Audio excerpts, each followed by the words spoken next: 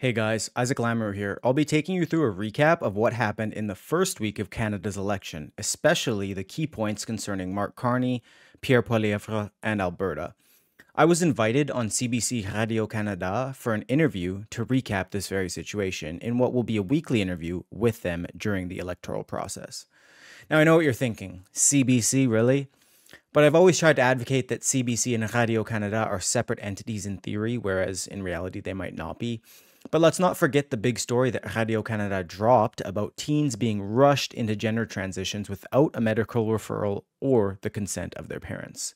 I also do believe and have seen the importance of Radio-Canada for the country's French community, but without diving into that too deeply, let's hop in to this recap. So Jean-Emmanuel Fortier of Radio-Canada asked me 5 questions in French live on air. I of course hadn't practiced my French in months, even years, so I did my best, but certainly couldn't say things to the best of my ability. In this episode, I'll show you each of the questions that were live on TV independently, and then I'll discuss them in further details afterwards in English. Let me know in the comments if you think I missed covering any huge developments in the first week. The questions I covered in the interview were about Smith's speech in the Legislature, where she grouped and attacked Alberta NDP leader Naheed Nenshi and Mark Carney, the many contradictions made by Carney in the first week of the election and even beforehand, Alberta NDP MLA Rod Loyola backtracking on saying he'd never run for the Liberals and doing that very thing, the Conservative message and whether it's failing, considering the recent polls, and of course, the Carney Curse. Let's hop into that first question now. Isaac, d'abord, qu'est-ce qui a retenu votre attention cette semaine? Vous voulez commencer peut-être par... On parlait de Danielle Smith qui visitait les États-Unis, la relation, l'Alberta. Ça a retenu votre attention, son discours à l'Assemblée législative il y a quelques jours. Oui, évidemment, le premier semaine d'élection, il y a beaucoup de choses qui ont retenu mon attention, mais premièrement, je veux juste parler de... on a écouté Smith à peu près 10 minutes, elle a parlé et a fait un grand lien entre Carney et le chef du parti NPD, Naheed Nenshi à l'Alberta, et elle a vraiment parlé d'eux pendant plusieurs des 10 minutes, et plutôt le niveau qui ont attaqué Alberta pendant la dernière décennie et plutôt les ressources naturelles, le gaz et tout comme ça.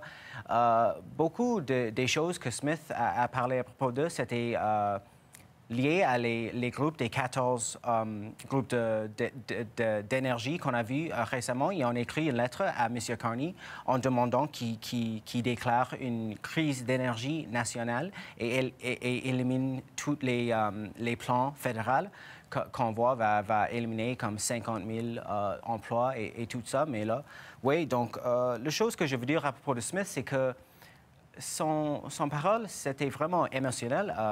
Au fin, je pense qu'elle était proche à pleurer, à mon avis. C'était dur pour elle à dire toutes les choses qu'elle voulait dire parce qu'il y avait tellement de pouvoir dans les mots qu'elle disait. Et évidemment, une chose qu'elle a dit, c'est de défendre son position, d'aller à les États-Unis pour parler avec Ben Shapiro, qu'elle a fait hier soir. On a vu, c'était à l'Université de Floride, je pense. C'est ça. Puis on le voyait, elle se défendait parce qu'elle était attaquée beaucoup par différents partis, par Mark Carney, par Nenshi, beaucoup de mots de trahison qui ont été mentionnés. On pouvait le voir qu'elle se sentait très attaquée, puis c'était personnel pour elle. So starting off with a Smith recap, and I'll share a few clips of her speech so you can grasp how powerful it was, let's start by going a bit deeper into that letter from the 14 energy groups. Some of the country's top energy executives urged the federal government to declare a Canadian energy crisis, as I mentioned. They also called on the feds to overhaul regulations to ensure major infrastructure projects receive approval within 6 months of application.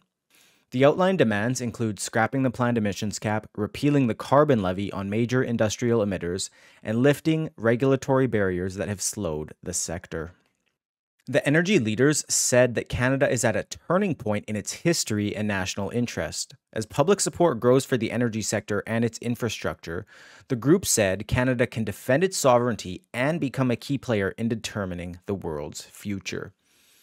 14 heads of Canada's largest energy companies, including Cenovus, Suncor, Enbridge, and TC Energy, signed the letter addressed to Mark Carney, Yves-François Blanchet, Pierre Poilievre, and Jagmeet Singh. The letter cited that over 4 billion people, more than half the world's population, currently live below modern standards of living and require reliable energy for basic needs. Additionally, 8.3 million people die annually due to inadequate access to heating and cooling and indoor air pollution from burning dirty energy like animal dung.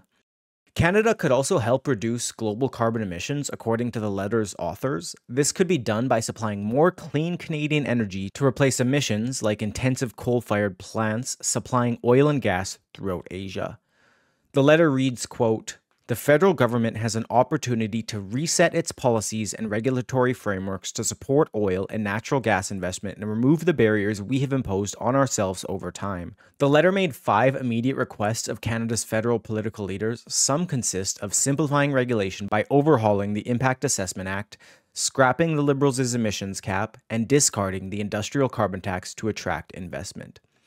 Smith said the following in the conclusion of her speech. Take a listen. And what does Team Carney want me to do? They want me to abandon my post, remain in Alberta, and do absolutely nothing to defend our province. They want me to cower in the face of Eastern media pundits and politicians who favor political grandstanding to effective diplomacy. I'm fiercely criticized for going into the lion's den to change the hearts and minds of the very Americans that we need on Canada's side to avoid a trade war with the most powerful economy on earth. They want this lady and Alberta to just sit down and shut up. Well, here is my response to that. I will not be silent. Alberta will not be silent. We will not be pushed around and called traitors for merely having the courage to actually do something about our nation's and province's predicament other than merely indulging in self-righteous tantrums. And I, for one, will never be silenced by the party in Ottawa that has sold out our beloved province for the last 10 years with the help of their NDP collaborators. I have and I always will put Albertans first. And until this danger to Alberta and our economy is passed, they're going to have to roll me off in a stretcher before I will stop fighting for our province and our people. So they can call me and my caucus, whatever name in the dictionary they want. As long as Albertans know that we are fighting for them and their families, we could care less what the members opposite or Liberal politicians in Ottawa have to say about us, because Albertans expect their Premier and government to always put Albertans first and lead them through this storm with fearless determination. As Winston Churchill once said, fear is a reaction. Courage is a decision. We, on this side of the House, have made the decision to act with courage so that Alberta may remain forever strong and free. Wow, some pretty powerful words there. I encourage you to watch the whole speech. It was special. Find the link in my description. Also, a recent report from the Parliamentary Budget Officer showed that the emissions cap would result in 54,400 jobs lost and a $20.5 billion decrease in Canada's GDP by 2032. More interestingly, since that letter, Carney has flip-flopped a few times on Bill C-69, aka the No More Pipelines Act. He said he will support the bill despite telling Alberta Premier Danielle Smith a different story in person. Smith said she will not tolerate this, and we've seen her recently addressing the referendum to separate in Alberta as this issue continues to pick up steam. So just breaking that down a bit further, while Smith had just returned from her trip to Florida when I went on air, the story has since developed a bit more. Her trip was successful considering Mark Shapiro came out in further support of Canada almost immediately after they spoke. Shapiro said the following. Take a quick listen. Right now, Americans are giving President Trump the benefit of the doubt, as they should. He's doing a lot of great things, which we'll get to in a moment, particularly with regard to Doge. However, this is having an impact on President Trump's approval ratings, particularly on the economy. And as I've said before, the way that people's relationship with politicians works in terms of public approval rating is sort of like a marriage. If the marriage is good, it's people doing little things for each other. It's people with a shared sense of values that carries out over time. If things go bad, typically, there are a bunch of things that are small and that eat away at the back of your mind that are bad. And then suddenly the bottom goes out. And right now, if the bottom goes out on the economy, it will take the rest of President Trump's agenda with it. CNN's Harry Ensign was analyzing the polls with regard to the economy, and they are not where they should be for President Trump. They want him prioritizing inflation. They don't want him prioritizing tariffs. Yet that is exactly what he is doing. So on this particular issue, Donald Trump is simply put not with the American public. They oppose the tariffs, and yet they believe Donald Trump is going ahead with them, and that is a big reason why we've seen Donald Trump's overall approval rating take a pretty big dip over the last 2 months and change. Okay, so, again, President Trump is still riding pretty high, but all of that is predicated on no serious economic downturn, and there's no reason for this, because the rest of Trump's agenda is highly popular with the American people. Shapiro also said in a Facebook post, quote, "Markets don't lie. Every time the Trump announces new tariffs, the stock market plummets. Investors know tariffs are bad for business." And he's not wrong. Everyone knows the market has been getting killed. Canada faces another looming tariff threat, which is actually scheduled for the day I'm recording this on April 2nd, so we'll see what comes of that. This seems as good as a segue as any to transition into our second question, where I talk about some of Carney's many contradictions he's made so far. Here's what I had to say on air. La performance de Mark Carney en français aussi, débat de TVA, ça ne fonctionne pas, certaines questions à des journalistes, ça a retenu votre attention aussi. Oui, il y en a plusieurs choses, ou plutôt des contradictions qu'on a vues de Carney cette semaine. Premièrement, avec la débat français TVA Nouvelle, sur lundi, il avait dit en français, dans une entrevue, je vais aller au débat, mais la journée prochaine, il m'a dit, oh non, je ne veux pas aller. Et on a même vu le chef de conservateur, Pierre Poilievre, a dit, hey, Monsieur Carney, je vais payer ton 75 000 si tu veux venir faire un débat chez moi, ou avec moi, excuse. Je vais te payer le frais. Donc, ce n'est pas un problème parce que je ne sais pas si c'est un problème d'argent ou pourquoi tu ne veux pas venir. Mais on a vu déjà avec Carney et le français, il y a peut-être même moins d'une maîtrise que moi. Donc, ce n'est pas parfait. C'est une question de pratique quand même. Puis Isaac, je sais que vous avez travaillé en français, mais vous travaillez en anglais maintenant, puis votre français est excellent quand même. Honestly, I can't even begin to fathom mentioning all of the many contradictions that Carney has made this week and beforehand in the short time I had on TV there, but because there are just so many. So given that I already discussed the TVA Nouvelle contradiction on air and the C69 contradiction in the previous question, let's hop into the rest now. Briefly, while this contradiction came before the election was called, Carney previously backtracked on earlier statements he made on the industrial portion of the carbon tax, finally admitting that the costs were passed on to consumers.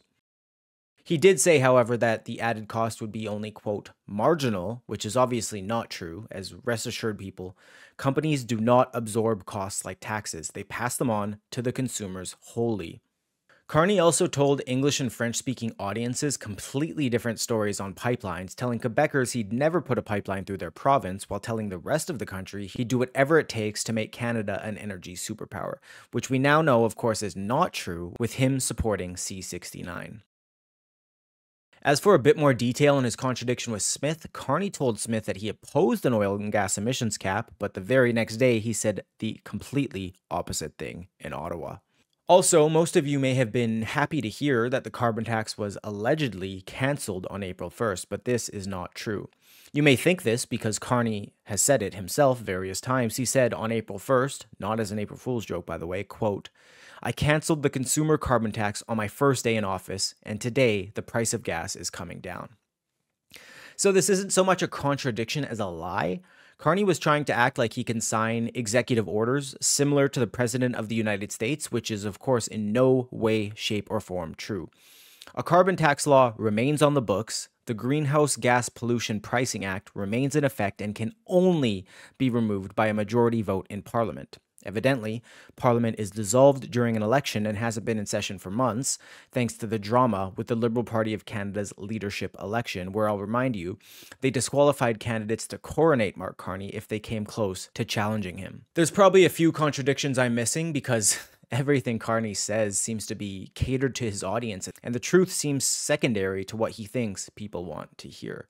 Let me know in the comments if you think there's anything that I missed. We'll run the clip of the third story now. Revenons en Alberta, mais à la politique fédérale. Un député néo-démocrate provincial qui maintenant est candidat libéral. Ça, vous voulez en parler aussi? Oui, j'ai fait une histoire à propos de ça à True North. C'est à propos de Rod Loyola. C'est une candidat de le NPD Alberta, mais maintenant il veut courir avec le Parti libéral fédéral. Malgré les citations qu'on a trouvées de lui, ceci vient de 2014. Il a dit, ça c'est une citation, « Vous ne me verrez pas travailler avec le Parti libéral du Canada. » Il parle comme des néo-démocrates, mais il agissent comme des conservateurs. Ça, c'est encore des mots vraiment avec le pouvoir, mais là, on voit qu'il va être avec les libéraux quand même. Qu'il est candidat libéral, puis surtout M. Loyola, pour la petite histoire, Madame Monsieur à la maison, c'est quelqu'un qui était député d'arrière-ban sous le premier gouvernement de Rachel Notley. Il n'a jamais été ministre. Il y a des petites controverses lorsqu'il était député. Est-ce qu'il allait rester dans le caucus? À voir, c'est peut-être pas un candidat vedette pour les libéraux.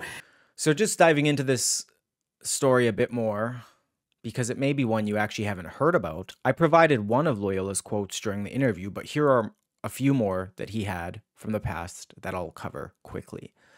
Loyola said in 2014 that Justin Trudeau, quote, only cares about his Liberal Party, not the hardworking Canadians that build this country.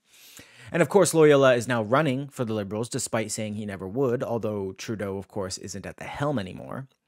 Loyola made a few inaccurate claims about Mark Carney as well, calling him the first, quote, Edmontonian Prime Minister.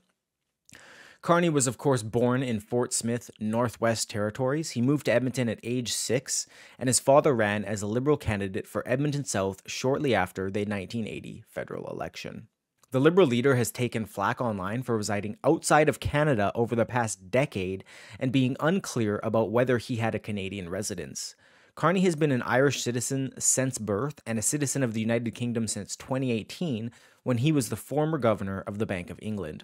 Loyola also previously shared a quote from Anne McGrath in 2013, the former president of the Alberta NDP, who said, quote, we must win as who we are. We must not win as a Liberal Party. Seems kind of ironic now. Alberta's Environment Minister, Rebecca Schultz, blasted Loyola for his change of heart. She said, quote, there is zero difference between the NDP and the Liberal Party of Canada now. Maybe a different color, but same ideological activists, same broken promises. Now we'll hop into the last question here, which is, of course, I just covered the Conservative message thus far and whether it's been successful, as we've seen from the polling, maybe not. Est-ce que le message conservateur présentement, lorsqu'on voit dans les sondages, ça ne fonctionne pas très bien, ça ne lève pas trop la campagne conservatrice, est-ce que le message conservateur est le bon selon vous? Ça, c'est une question difficile. J'ai vu dans les cercles conservateurs-conservatrices, il veut au moins un peu que M. Poilievre change le grand focus de son campagne parce qu'on a vu que jusqu'au point d'élection, c'était à propos de la taxe carbone, mais maintenant, M. Carney, il dit « je vais enlever la taxe carbone ». Il a encore une loi du taxe carbone. On sait que le Parlement doit revenir pour voter contre, mais quand même, il a baissé le portion pour les consommateurs à 0%. Donc, les personnes veulent que Poilievre prend plus un focus sur l'immigration ou sur des autres choses. Et on a vu que M. Blanchet, par exemple, il peut supporter les conservateurs s'ils sont contre l'immigration parce que ça, c'est qu'est-ce qu'il veut. À Québec, il ne veut pas que les plutôt d'immigrants viennent. Donc, il veut contrôler l'immigration. Ceci dit, je pense qu'il y a un désaccord au niveau de M. Blanchet, de M. Poilievre sur les pipelines, notamment, qui traverseraient le Québec. Ça, c'est intéressant. The Conservative message maybe not getting through was a tough question for me to answer, even when it was asked live on the air. Look, we see what's happening in the polls, but similarly, we've seen Carney's small events and Pierre's record-setting events where they keep having to get bigger and bigger venues because they literally can't fit as many people as want to come to these events. I know polling and rallies are a bit different, but still.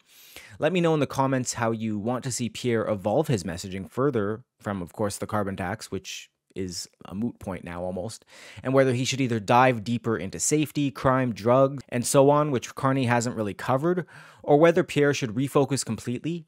Someone recently told me that Pierre is really selling nostalgia, which is, of course, a vision of Canada that no longer exists, and I'm not suggesting that any federal leader could bring it back without a vastly different approach than what we've seen. But yeah, what do you want to see from the Conservatives and their messaging in the coming weeks? Maybe I'll even mention it when I'm on TV again later this week. For the last question, Jean Frontier, he asked me about the Carney Curse. Certainement, très rapidement, parce qu'on n'a plus beaucoup de temps, ce qui a été appelé par un commentateur de hockey très, très célèbre, le Carney Curse, la malédiction Carney en hockey. Pourquoi on parle de ça? Parce qu'on a vu M. Carney qui s'entraînait avec les Oilers, un beau coup de politique.